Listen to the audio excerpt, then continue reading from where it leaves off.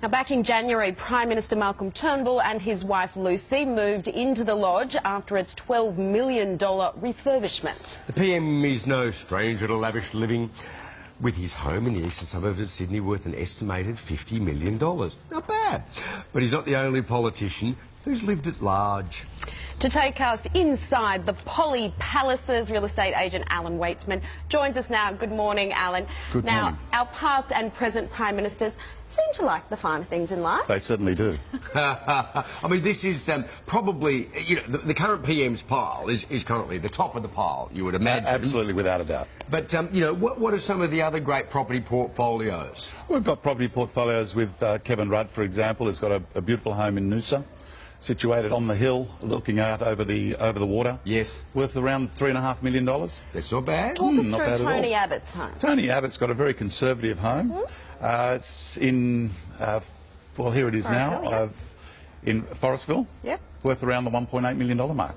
Yes, and some of the PMs have made pretty good property investments. Yes.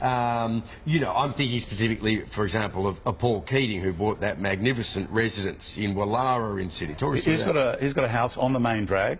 It's a historic home. It's got the name of St Kevin's. That would be worth now about $13 million. He paid $2.2 million in 1994. But he would have done some substantial refurbishments to I would that, expect so, to continue with the marketplace, yes. He could sell it on to Rudd with the name St Kevin's. That would fit in with the... That would work very, very well. Quite appropriate. What about Julia Gillard? What's she got? Julia Gillard's bought a house in Brighton in Adelaide.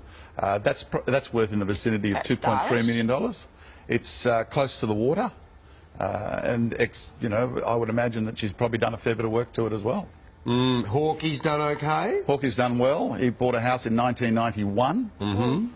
He paid $1.2 million for that. That would be worth today about $8 million. Now, I have heard a great story about this, that he apparently gets in these budgie smugglers up on the roof. If you're lucky. Practices his putting on the putting green. You heard that one? I'm wondering I haven't heard that one, nor have I seen him. This is not where they had the, he and Blanche had the famous Terry Towling robe shoot, is it? I think it might have been. Yeah, I think it might be. When you own a house like that, you kind of have to get into a Terry Towling robe. Yeah, before you get out of the Terry Towling robe. Indeed. Let's talk about Turnbull, because I wouldn't mind his house. That's about 2,000 square metres of Sydney Harbour waterfront, palatial home, magnificent views, and a really, great home. Well, it's really the entertainers to like that place, yes, apparently. Yes. Have they got a mooring there, or they've got terrific waterfront facilities. He's got a mooring there. Yeah. And a good parcel of land.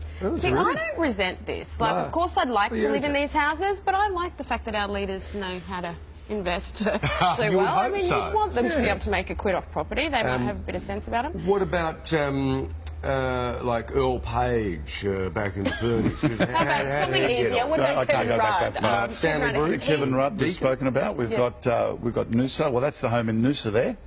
That's situated on the beach. It is very Noosa. It's very private, actually, that particular home, and that would be worth around the $3.5 million today.